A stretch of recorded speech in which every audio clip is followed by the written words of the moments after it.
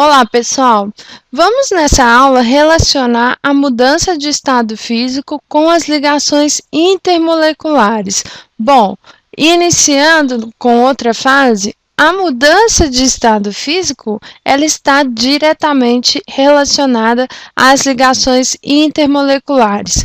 Todos vocês conhecem a água sólida, a água no estado líquida e a água no estado gasoso, certo? O que muda entre as moléculas de água quando ocorre essa mudança de estado? Do sólido para o líquido, que é a fusão, que vocês já conhecem das nossas aulas, e do líquido para o gasoso, que é um tipo aí de vaporização. O que muda realmente que faz no ambiente, né, molecular para que essas moléculas elas se tornem aí cada vez mais distantes quando passam aí de sólido para líquido ou de líquido para gasoso, ou cada vez mais próximas, tá? Sendo que no caso da água, nós sabemos que aqui no estado sólido as moléculas têm maior espaço do que no estado líquido, mas de uma maneira geral, quando nós temos as transformações aí dos estados de sólido para líquido, de líquido para gasoso, as moléculas se afastam, elas se tornam cada vez aí mais afastadas umas das outras, tá? Então, o que acontece? Acontece quebra das ligações intermoleculares. No caso da água, a ligação existente é a ligação do tipo ligação de hidrogênio, que é um tipo aí de ligação existente entre moléculas polares, como é o caso da água.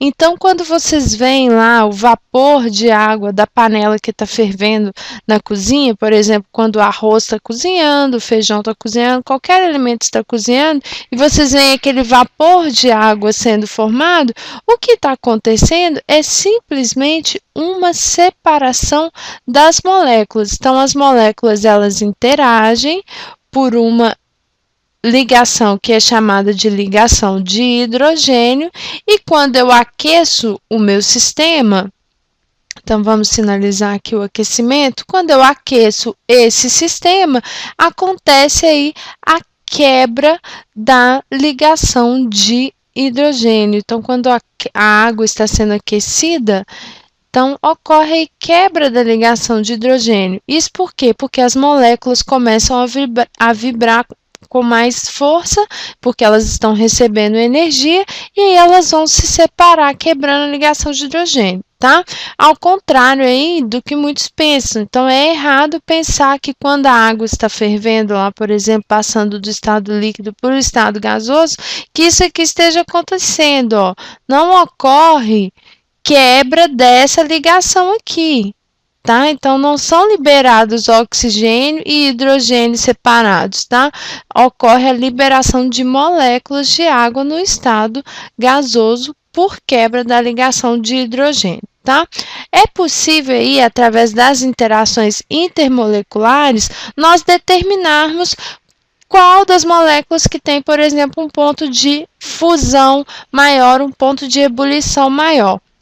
Quanto mais forte for a interação intermolecular, maior será o ponto de fusão e maior será o ponto de ebulição daquela molécula, tá?